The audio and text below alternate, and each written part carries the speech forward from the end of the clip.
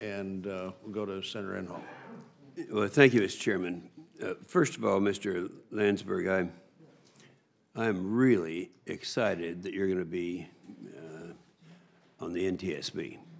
I have had a lot of experience, as you're fully aware of, and your time it was very valuable that you spent with the AOPA, and particularly with the safety group. I have had the opportunity to see your work personally, and I'm going to share with you an experience that 5 years ago I introduced the Pilot's Bill of Rights, and that was one that had a lot to do with the NTSB.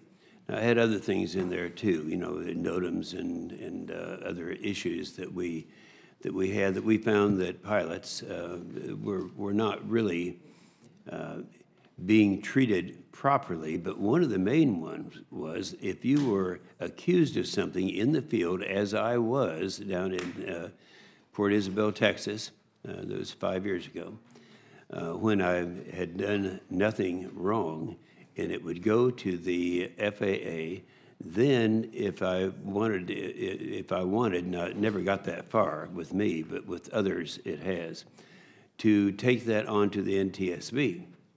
Then our experience has been that 91% of all of the recording changes or appeals that went to the NTSB were virtually rubber stamped by the NTSB. And they didn't even deny it, because when I talked to the NTSB, well, that investigation's already been going forward. So we added something to the first Pilot's Bill of Rights, and that is de novo, so that if it then went to the next, went past the NTSB and went to the federal district courts, they would have to start all over again. And that policy then was assumed to be the same way as it went to the NTSB. So my question of you is, will you see to it on anything that is any action against a pilot that is appealed to the NTSB from the FAA, that it be treated as a de novo in terms of the investigation that would bring you to the conclusion to either approve or disapprove the action of the FAA? Absolutely, Senator. To the extent that an investigation is appealed to the NTSB, there's obviously a certain amount of energy and importance to that. And I think in fairness to all and following due process, and for the NTSB to maintain its independent stature, it's appropriate for them to take a very thorough look at that rather than just saying, we'll let this go by the board. Yeah, and you've actually had that experience before in working with the NTSB. From the experience that you had with the AOPA. Isn't that correct? Yes, sir. Not personally, but I have on occasion seen circumstances where I'm not sure that things worked out as fairly as they might have. Yeah, yeah. Well, anyway, I think it's going to work out real well to have someone with your background in that position. And I'm looking forward to working with you.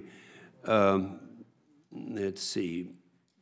Mr. Martinez, the Federal Motor Carrier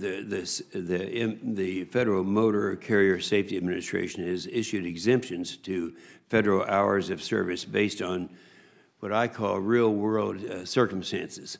One such, and I was disappointed that the FMCSA issued guidance excluding certain types of commercial from being able to fully operate around the service of oil and gas well sites. Now, I'm from Oklahoma. We do have a lot of these, and I appreciate very much your coming into my office and going over this.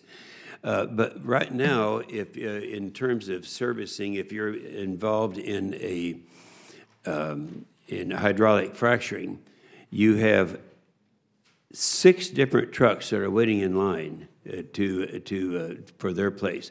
Each moving up as it moves. You have your heavy coil vehicles, the wireline trucks, the cement pumps, the frac pumps, and the blenders, and the sand trucks. And all 6 of them have to get to the site to make that work.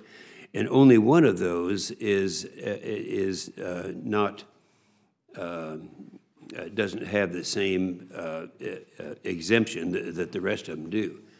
Now, I won't ask you if you would change that, but I would ask you that if your research tells you that all 6 of these perform the same function in terms of their application in waiting in line, would you then either consider adding the sand truck to the rest of them? This is a huge thing, because if just one of these 6 trucks has to go in a different way, that interrupts the whole process and makes it much more expensive. Do you follow my thoughts here? I do, Senator, and thank you. I've been made aware of this issue. I would look forward to, if confirmed, working with my colleagues at the FMCSA and engaging your office and learning more, and also with other stakeholders to learn more about the specifics of this issue to see how it could be addressed. All right. Well, I think that's all I'd really ask, and I appreciate that very much.